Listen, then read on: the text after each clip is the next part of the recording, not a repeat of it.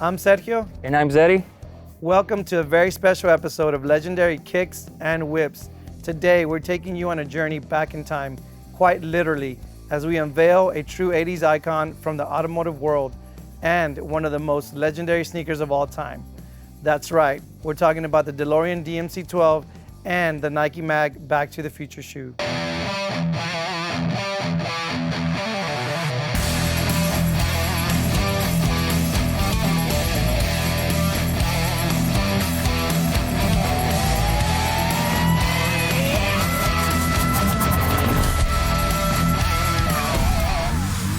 So the DeLorean DMC 12, known for its unique gold wing doors and starring role in the Back to the Future film series, captured the imagination of car enthusiasts and movie lovers alike. And this beauty is powered by a rear-mounted V6 engine capable of 130 horsepower and a top speed of 110 miles per hour. It might not be the fastest car, but certainly it was one of the most memorable cars of its era. So the DMC 12 did 0 to 60 in a whopping 10.5 seconds. Whopping 10. I think I could do that. Maybe, I think so too. maybe. I mean, with the proper coffee, with the proper caffeine, I could probably get to. But 10 seconds for something that looked like this was, I think it was kind of slow. I don't know what you think. Absolutely. I mean, and some people think that it's because of the weight of the car, but it really wasn't. I think it had to do more with the engine. Yeah, because the car wasn't heavy. I mean, it looks heavy because it looks like a piece of metal, but it's not. It's not heavy. I mean, it does look like a fridge with wheels, but that doesn't mean that it was a heavy car. It's just that. I read somewhere that at one of the initial storylines, Doc Brown was actually going to time travel in a refrigerator.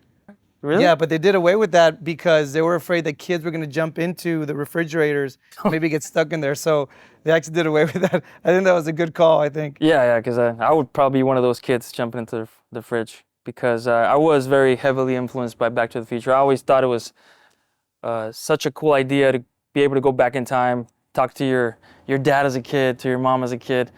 Maybe not like Marty McFly and his mom, right? But at least enjoy that experience of going back and see how your parents grew up. So Back to the Future for me was very iconic. Yeah, I think we can all kind of remember the first time we saw the movie, right? And just the idea of time travel was, amazing to a little kid. I mean, it still is now, and just how they combined, such a cool looking car with crazy sneaker. Part 2 had the self-lacing sneakers here, the mag. I think it's all something that we remember. We fell in love with the car, with the shoes, and with Elizabeth's shoe, right? After seeing her in Karate Kid, I think every kid had a crush on her. Unless that's just me, right? But yeah, probably. Definitely. I'll get spanked if I say that. No, I'm kidding. No. Yeah. No, but I think back to the car, it was just such a good choice of a car, considering that it was gonna go through time, and something that looked like this, like a spaceship. Yeah. The way the doors opened up, the lights, the wheels, everything in that era that existed did not look anything close to the DMC 12. It was just such a cool car, and just the way it was created, it was cool. I mean, you get a guy that, for people who don't know about John DeLorean, I don't even think, but you can compare him to Elon Musk. He was very, very out there, very willing to take risks, like just as Elon Musk. Because when you see this car, to the car lovers nowadays, I mean, I don't know if the Tesla truck comes to mind, the Cybertruck. You see this, and the Cybertruck also being a very stainless steel looking vehicle with just very geometrical shapes, if that's even a word, but it just looks so different. That's what this was back then. I mean, there was a Ford Escort, and then you would see this, and you're like, what the heck is going on? It was just so different. Yeah. And it was so iconic. When I first saw a rendition of it, that's the first thing I thought, man, that looks exactly like the DMC 12, right? The shape, the color. But yeah, I mean, this car actually was pretty expensive, when it came out. I think MSRP on it was something like $25,000 back in '85. With inflation would be what, like? That's about $80,000 now. Yeah. The only option offered was an automatic transmission. So most of them were a 5-speed manual, but a 3-speed auto was the only option, which is kind of crazy. And it wasn't the best option either, right? Because it actually made the car slower, substantially slower. Absolutely, and also there was only one color option. Yeah, stainless steel. Refrigerator color. Yeah. Refrigerator, there you go, stainless steel. Home appliance color. Some dealers, they actually painted their cars to distinguish themselves from the other DeLoreans, but the factory never released any other colors besides Now, for people who know about paint, I mean, for all the experts that are logging in and checking this out, what would be the technique, or how would you paint stainless steel? Like it's if you know, put it in the comments. We'd love to hear that. Yeah, please let us know, because I would have no clue how to Yeah, I do mean, that. because about color, I know there was American Express edition, right? There was like Yes, I don't know the exact count, but there was the 24 karat the 24 karat gold plated. Yeah, But it's you had to be crazy. an American Express Gold member in order to have the opportunity to purchase it. And that, I don't even know. I think that was a flop as well, right? Like It was a flop. I think only 3 were ever sold, and there's one in a museum somewhere, which is kind of crazy. I saw a video on that. It's a crazy looking car. Yeah, I mean, imagine driving up, pulling up in your girlfriend's house in a gold plated car. I mean, that narco style, you know. They'll definitely think you're rolling with the wrong people. But I mean, it's other than that, I mean, it's still a very iconic car. To this day, you pull up anywhere with this car, you're gonna turn some heads. I mean, it still looks cool. It holds its own with the modern designs. But in keeping that it's October, and that's also what many manufacturers do nowadays, where they share parts. What John DeLorean did back then with this car was just a Frankenstein of a car. You know, like it's the doors, the gold wing doors are shared with the Mercedes 300 SL, which that's why it has that thing. So you got Mercedes, you got Renault, Peugeot, and Volvo engine, transmission. Then you got Volkswagen glove box. You got The Lotus Elise chassis. So it's just, I mean, and it wasn't Elise, it was the Esprit. So it's just a Frankenstein of a car, man. It's insane. Now, it is the only production car to ever be released that is full stainless steel. Now, we had a bunch of fingerprints on this car from moving it around. We had to use some appliance stainless steel cleaner Really? to get these fingerprints off. So No. that's crazy. So it's the only car to be released in full stainless steel. Why? Like, why did he do that? Like, what? I know I he think he wanted to make it so unique, you know, something so different that had never been done before. I think And I was reading that he also had longevity in mind. You know, he had that anti-corrosive idea of the car not ever rusting. And I think he was wanting or trying to warranty it for like 25 years, something crazy like that, which I don't see why anybody would do that. And doing a little bit of research on owners, on current DeLorean owners, there's been parts of the car that have rusted, but not to show, which is pretty cool. Like I've seen people that are Like certain components, like the certain engine components of the gold wing that rust, but not the body they give panels. up, but not the body panels. They still hang and they still look good. Nice. You have to wash it with appliance cleaner or gasoline. I think Buddy Allen mentioned. Yeah, I But think in the manual. the manual, the book was saying that to use gasoline. I've also read Very somewhere safe, to use very safe. WD-40. I've heard that you can use WD-40 to clean it. I don't know. I don't think I would try it, but It's just a very cool car. The shape is very different, very unique. And I think as a car enthusiast, just pure enthusiast, just enjoying the looks, the way it feels to your touch, you know, the way it smells, it brings back so many memories. And it also just reminds you why we love cars so much, you know, especially cars like this, that people are willing to think outside of the box to make a box, but it's still a hell of a cool ass box, man. I wouldn't say it's a very rare car. I think the number was like 9,000 were produced. But from the beginning, you know, there was quality issues with it, even mechanical issues. I remember reading stories about customers buying the car, getting them delivered. They get in the car, close the door, and then they can't get out. The door is locked. It was stuck. They couldn't get out of the car. Or they couldn't close it because it was too high. So I know a DeLorean, it was like he had to add the little strap after the fact so people can actually hold on to the door and bring it down. So that's also insane. Just like the practicality of it was not really there. Even now, like to get in it is not the easiest feat, but once you're in it, you feel special, man. Like, you feel really cool being in there. For sure. I think it's worth probably getting into a little bit about John DeLorean. I mean, this guy was either crazy or a genius, maybe a little bit of both. You know, you have to be a little bit of both to be able to come up with something like this. Yeah. He was a automotive engineer. He left his executive job at GM. I think he was making somewhere like $600,000 a year, which is, I can't even do the math right now, you know, in the 80s, what it is now. So he left that job to pursue his dream to create his own brand of car. So story goes that he was trying to build the facility in the U.S. He looked at Texas. I forgot Detroit wasn't. He was from Detroit, so he was obviously looking in the area. But he eventually ended up agreeing to have his plant in Northern Ireland, which is actually part of the United Kingdom. So the British government actually gave him about $100 million back in the day to get his facility started. That was in Belfast, right? Yeah, I was in Belfast. The crazy thing is that it was a war zone there in Belfast. I think the Protestants were fighting against the Catholics, so there was constant bombings and shootings every day. But he was, hailed a hero or like a savior because there was so much unemployment that his factory employed about 2,500 people. So it did help a lot of people while he was there, although it was short-lived. He was only there for 2 years. So some of the downfalls of the company were obviously quality issues, mechanical issues, but the biggest thing was that he ended up embezzling money from the company. He took out about $18 million from the company, which could have or could have not maybe saved the company since they ran into financial problems at the very end. And that's where he got into the whole issue with the drug trafficking that we all know about. And that a lot of people have mixed feelings about John DeLorean. I mean, if you look at the results, because of him, we have this. Even himself as a persona, he was considered a playboy, a cool guy. He had the young wife. He had the young wife. He was dating every model available at the time, and also did everything he could to look even better with the cosmetic surgery. Did he get a chin or jaw implant? Yeah, like he was all about that life, like about the glamour, the looking good. He had Hollywood friends. He was really close to comedians, to actors. I mean, he was acquitted. He was found not guilty, I think, for entrapment.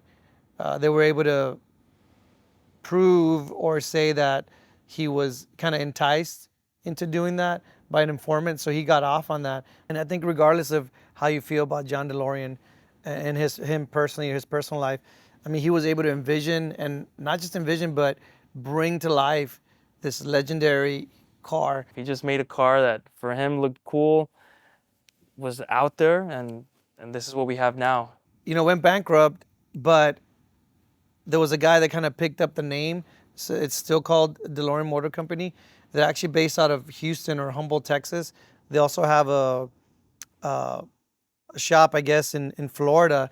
And that's actually where this one comes from those guys. So they specialize in these cars. So they buy them, they restore them, and they sell them. But interesting enough is they partnered up. I don't know exactly who they partnered up with, but there's going to be a new DeLorean that's going to have. It's going to be a Gold Wing also, which is really cool. But it's going to be all electric. So you're going to have 50-50 there. Some people hate electric, some people love it. Some people are traditionalists. You and I tend to be a little bit more traditionalist. We like our gas-powered engines, but ultimately, I think that's where everything's shifting. It's going to be electric. Yeah. Everything's going to be, or all the vehicles are going to be electric pretty soon. Talking about values on these cars, I mean, they skyrocketed like a lot of cars have in the last 3 to 5 years. So yeah, I think these cars will continue to go up in value. That's just my opinion.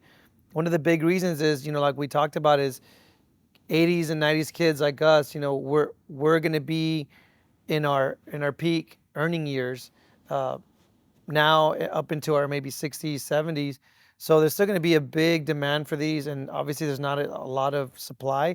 So then that in and of itself is gonna make sure that these cars keep going up in value. So you can find a good one. I'm a horrible collector, man. Like I like to use my things, and I've always done that. I go after that 1 of 1,000 vehicle, but then I put in the miles, man. Like that's how I've always been. But this is the beauty of knowing somebody like you, that you actually hold your own and have discipline, and we're able to enjoy cars like this and have them here without putting them out on the road and go crazy with them. So it's pretty cool, man. I actually appreciate people like you that can buy something and use it for what it was meant to be used for. Buying a car to drive it, or sneakers to wear. I think you said something like discipline, or I forgot what word you used to describe. I see it more as like a mental disorder. The collector mentality is kind of crazy. Like you're buying something and you're never going to use it. You're just there to look at it. But I also see it kind of as an investment. Like I'm not big into like stocks and bonds and all that. I prefer, some kind of tangible asset that I can see, either real estate or a car that I can, admire. A lot of these cars are are more like artwork than anything. You know, like I see the DeLorean as a piece of art. It's a low mile example. It's got 1,700 miles. It's a 5-speed manual, mint condition. You know, this is a piece that, you know, people want to hold on to. This is part of the Rockstar collection. And we'll be featuring a lot of the cars that are part of that collection. The car feels great. There's no dings, there's no damage. The tires are impeccable. The wheels are amazing, no scuffs. It smells like the 80s. It smells, not that I remember how it smells because I was a baby, but it is something that brings you back. The sounds, like how the door clicks, how the lock clicks, how the lights look, the rear lights. It's just a time machine, really. Like it's a time, like it encapsulates the 80s so well. Some of my favorite features of the car, I would say, are the aluminum turbine wheels. I mean, some people hate them. I love them. I like the turbines. It looks like a fan, dude. It looks like a fan blade, right? For sure. Like I love them on the Mustang GT, the Fox bodies. I love the turbine wheels. My brother-in-law hates them. He always makes fun of me for saying that I love them, you know, on the car. Obviously, the gull wing doors, so classic, so iconic. I love the louvers on the back window. That looks really cool. You know, my favorite part is the cassette player. I have a stack of cassettes, so I know I can, you know, pop it in and go for a ride. So that's kind of my favorite part. It takes me back in time, literally. And the only cool thing, or the uncool thing about that, is the rewinding takes a little longer. It's not like now you can just skip. No, bro, you just get a pencil, you stick it in there, and there you go. Yeah. No, but it is cool, those days, man. Right? It's just so cool, man. And for us to have this and this, which we'll get to, is such an amazing experience. Yeah, for sure, man. It's like humbling. I'm just so appreciative that we can even, you know, see and experience, you know, these cool kicks and cool whips, for sure. Yeah, and we've talked about this a lot. You know, we've always talked about doing something together and show what we have and what we have access to, and give people another take and in depth, and also just have that communication with the greater community that loves cars, that loves kicks, that loves shoes, and why they love them. I think this is ultimately what we're trying to do. Just set up a platform for anybody to have a voice and to talk about what ultimately what we love. And we've discussed this many times, and I'm glad we're finally landing it and putting it to effect with a great team. With a little shout out to Rob and Haley from Rob Sky, and these guys are amazing. So I think we're gonna hopefully touch a lot of hearts with this stuff, man. And we have a lot of other plans. Let us know what cars you guys want to see, what kicks you want us to feature. We have a cool lineup set up for the future, so we're excited. Yep.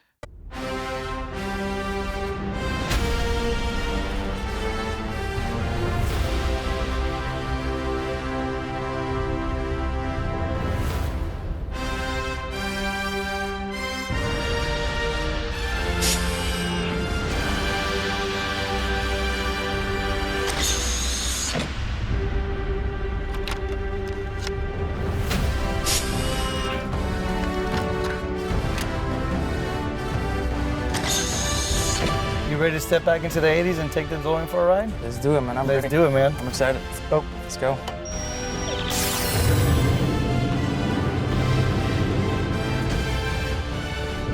So it definitely feels like you step back in time when you get in this machine.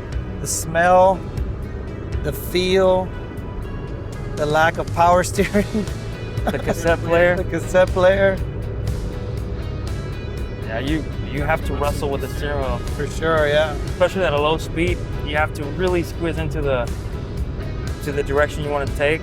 But I mean, other than that, I think every car back then was like that. I remember my old truck that I used to have, it was a Silverado with no anti-lock brake. It was just super heavy. But that explains these biceps. Big gun. Feels good. It shifts pretty smoothly.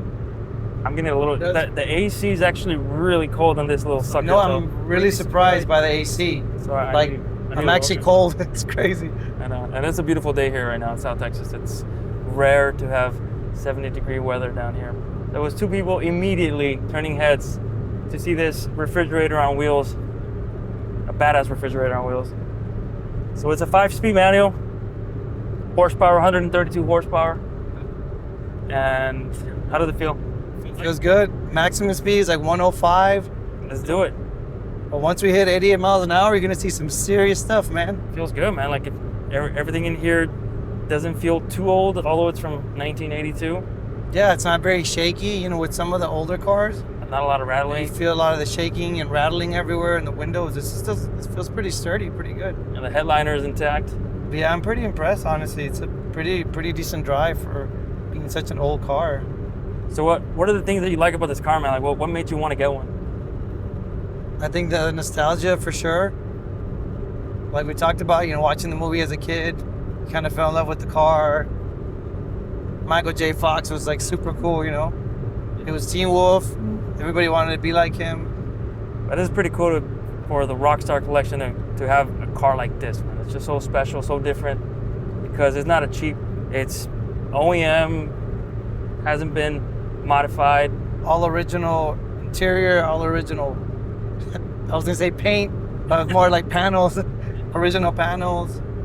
And now, what about the tires? The original? The tires were replaced. They were, yeah. I wouldn't want to drive it if there were tires from 1982. So, interesting thing to put gas, you got to open up the front, and the nozzle is in there. It's crazy, right? Yeah, it's just in the front left.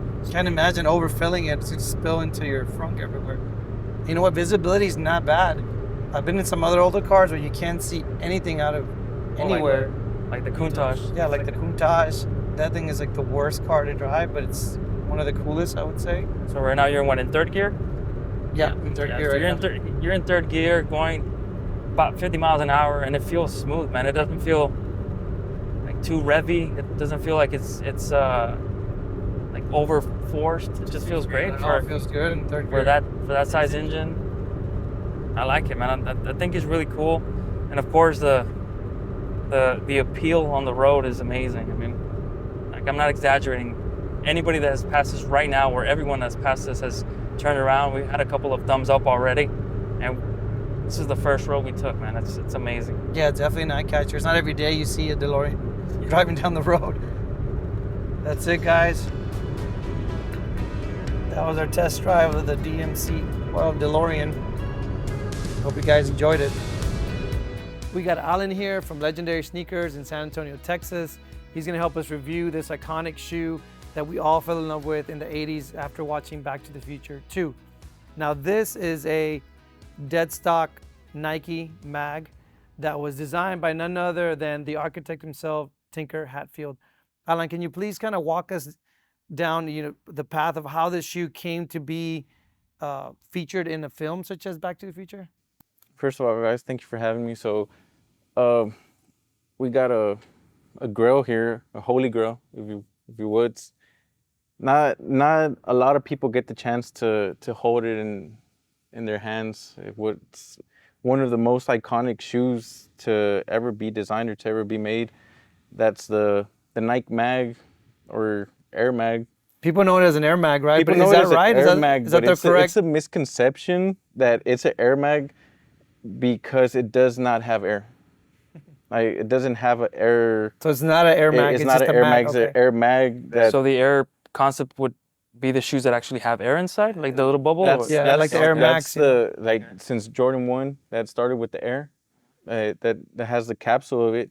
So the mag, it's short for magnetic anti-gravity. That in the movie, obviously Marty McFly used on the hoverboard to be able to ride stay it. stuck on it, to right? stay Yeah. stuck on it.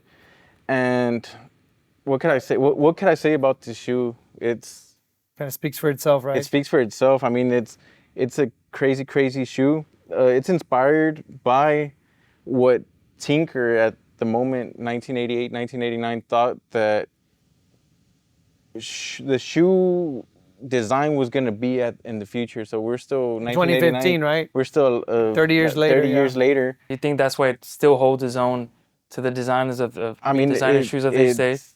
Super futuristic even super nowadays, futuristic, and in an interview, Tinker said that he thought that there was going to be a lot of electronics and the shoe was going to be able to attach itself. So speaking of electronics, these light up, right? How do we turn these do on? light up. Is there like a button somewhere? There's a button here, I hope. There you go. And I mean, it lights up just like in the movie. We could see that the shoe has no stitching on it. So the swoosh is just pasted or glued on that's what he was aiming for. A Yeah, shoe that and constructs by and itself. for people who don't know, I mean, Tinker is royalty in the shoe business, right? I mean, And he's royalty in the shoe business, and he's obviously he single-handedly, I think, in my opinion, he made the most iconic shoes in Jordan. I mean, he worked from Jordan 3 on to Jordan 15. We're still Jordan 14. That's the last shot. So he basically All the iconic all the shoes. iconic shoes. Now, this shoe was the first shoe to be ever made specifically for a movie, right? This is the first shoe ever, yes, to be designed for a movie. So it has a lot of its first, and just like I said, just being able to hold it and something of this nature and kiss it. I mean, just it's a beautiful shoe. I mean, I don't. A lot of people have mixed feelings about it. They like, it's like you hate it or you love it. But I mean, if you're into the sneaker culture, if you're into everything, this is a grail. This is up there. It's always gonna be talked about. It's timeless. this is an art piece. I mean, you're gonna buy this not because you want to like it. It's not comfortable. I'm gonna be running around and I playing need to basketball. wear it for sure. You Yeah. buy it to have it because this is part of history. If you're into I agree. I agree. into sneaker culture, this is part of history. If you got it like that, I mean, you could wear it, and it's just a beautiful shoe. And something fun about this shoe is, like, obviously this shoe was used in the movie, and in 1989 there was no technology that would be even close to having the auto lace as we do today. That, I mean, there's pairs already that auto lace, but I mean, we're 2023. We're there already. So So in the movie, they didn't auto lace, right? the movie, they didn't was auto lace Hollywood. by themselves. So there was the Platform? way the platform, or the way that they did the auto lace is they put the two shoes on a wooden platform where Marty's sitting on the edge of the DeLorean, and the shoe was hollow from the bottom, and they used wiring. It had 1, 2, 3, 4 wires to the bottom of I think it was just the right shoe. That's the only one that he says like super iconic. He says cool auto lace, and on the bottom it was two people just pulling down the wires that made it strap. That made I think it look they actually auto laced both shoes in the movie. they auto laced both, or one shoe, I can't remember. Yeah, I think it was But both. that's the way that they got the auto lace in 1989. They were supposed to have a anniversary shoe in 2015 that was gonna auto lace. So 2015 came, they were still not there. 2016 did come with the auto lace. That they made 89 pairs of it. That was raffled off, and they made it, I think it was $10 per ticket to be able to win a shoe that today you're paying upwards of $100,000 for that and it shoe. was 89 because of the year of the movie. 89 because, I mean, I would lie to you, but I would think it's because of the year of the movie. So And all the money went to his foundation, right? towards For his the foundation, Michael J. Fox Michael Foundation. J. Fox They raised like Foundation. $9 million. They did raise like $9 million just off of the raffles. And this is a 2011 pair that we have here, that we have like the fortune to have with us.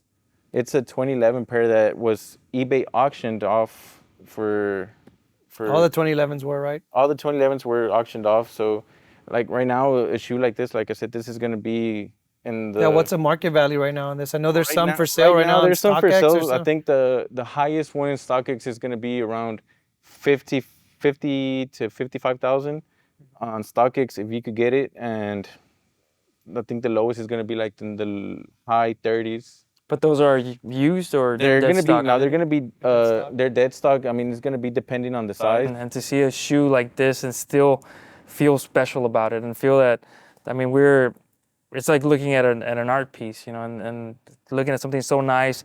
The colors are so 80s and 90s, you know, like it looks very neonish, and with just the contrasting with the gray, it looks really cool. Story goes that Tinker saved Nike, saved the Jordan brand. So Peter Moore, who's actually the designer of the Jordan 1 and the Jordan 2, he also designed the ball and wings Jordan logo as well as a Jumpman. Well, he became an executive with Adidas, and after the Jordan 2, story has it that Michael wasn't very happy with Nike, and so Peter Moore was trying to bring Jordan to Adidas. So there was a chance that Nike was gonna lose him. Yeah, Nike was gonna lose him. Right now, we would have a couple of Jordan brands. I'm sorry, a couple of Nike brands, then Adidas, kind of similar. Imagine a Jordan, an Adidas Jordan. So it's kind of what happened to Yeezy, right? I don't know if Nike would be the brand that it is today if it wasn't for Jordan. I mean, Absolutely. we would have mags like. But without Tinker, Nike would have lost Jordan.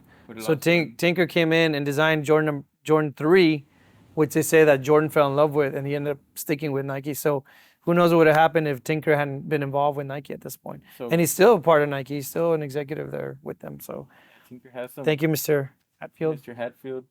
But he also designed the Air Max. The Air Max. The Air Max. I mean, he's responsible for so many, like what Zeddy has on right here. Jordan 11's breads. Isn't that his favorite shoe, right? Jordan, the silhouette. That's his favorite silhouette. Yeah. A Jordan 11.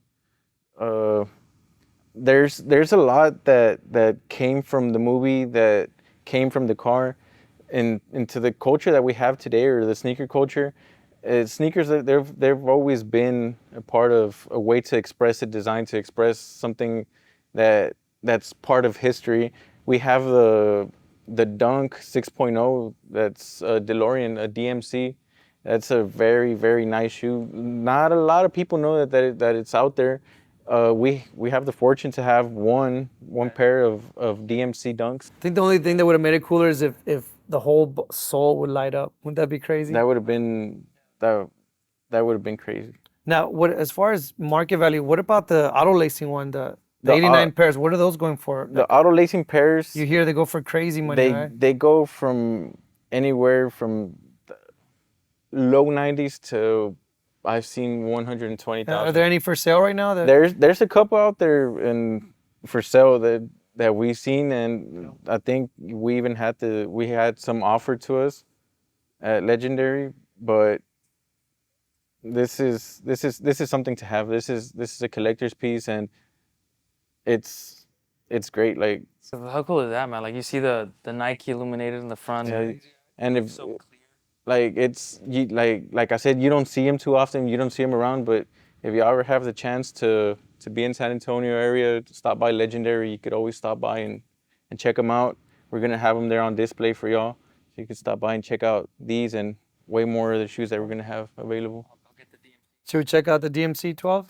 So what do we have here? It looks like a DeLorean. We got here a DeLorean for your feet.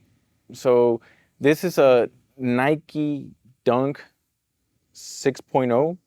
And I like the material they use. It does replicate the stainless steel design, right? It replicates the stainless steel, and you could see like the lines of the car. You could see them on the shoe. I think the most iconic thing of this shoe towards the car is going to be the sole. Well, that's my favorite, man. The tail lights. This is the tail lights of resembles the tail lights, the DeLorean. If you want to put it like together, Sergio. So. Yeah. It would be the other way around. Yeah. It looks so nice, man. It's crazy. Like I said, Dunks, they get creative with it. They go all out. Like I said, not a lot of people know about these shoes. Like, I think they came in two versions. They came out with this box, and then they came out with the special box. The special box, it's super cool because the shoe itself looks like a DeLorean, but the box, it opens up like the going doors. Yeah. Special box, yeah. If we could get like some images of it, we're on the hunt for that one. It's hard to find. It's expensive. How important is it for a collector, for example, to keep the box? Because I'm new to this. I would buy shoes and I didn't like bulk, so I would get rid of the boxes. But as a collector, a box is pretty important. Even if you wear them and you take care of your shoe, if you're gonna resell it, if you have the box, it's definitely worth more. But if it's dead stock, never worn, you have to have it. You'll lose a lot of value, especially if it's a Kind of specialty box. like a fine watch, you know, like Rolex. And you have that goes all the way. You gotta have papers the and box. everything. You have the There's some paper. shoes that you're not gonna find with the box either. Like that's crazy because that's sample pairs or one of ones or like friends and family have boxes. Friends and family have Then have boxes special box. that they're gonna be they're gonna look like regular boxes, but then they have a sticker in front. That's gonna be like a friends and Special family tag or or something. special tag or something different that like some future episodes we're gonna be reviewing some friends and families or stuff that we have at the store. What I like about this shoe too is it says DMC in the back, so we know it's like it's made DeLorean for the Motor Company? for the Like motor it's company. straight up like DeLorean. Then it has these lines that kind of resemble like the louvers in the back of the car. I think that's pretty neat. Another cool design feature here is that it says Belfast, so it's in honor of the city where the factory was. I think that's Yeah, like if you see, I think the camera is not gonna do enough justice to the shoe, but if you see it like we're seeing it right here, you could see it's like real stainless steel, even though it's it does I believe shine it's like gonna it, be it has like a straight. I think they should have made it of actual stainless steel. Yeah, that would be very dangerous. Rumors are that there's Would've been only crazy, a right? You're 1,000 of walking these with it. made.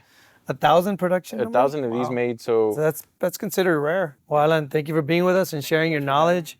If you guys want to check out these iconic shoes or any other cool kicks, stop by Legendary Sneakers in San Antonio at North Star Mall.